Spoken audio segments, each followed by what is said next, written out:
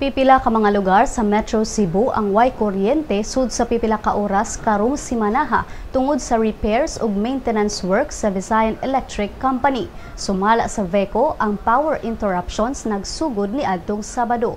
Karong adlaw, Pebrero 9, way kuryente sulod sa 8 ka oras gikan sa alas 9 sa buntag ngadto sa alas 5 sa hapon sa parte sa Barangay Scam Binukot ug Lusaran, Kasambagan sa syudad sa Sugbo ug Banilad sa Dakbayan sa Mandawi tungod sa pag-ilis og poste. Sa Miyerkules, Pebrero 11, way kuryente sulod sa 8 ka oras gikan sa alas 9 sa buntag sa M. Vela Street, Guadalupe alang sa pag-ayos sa mga poste ug pagbalhin sa mga transformers.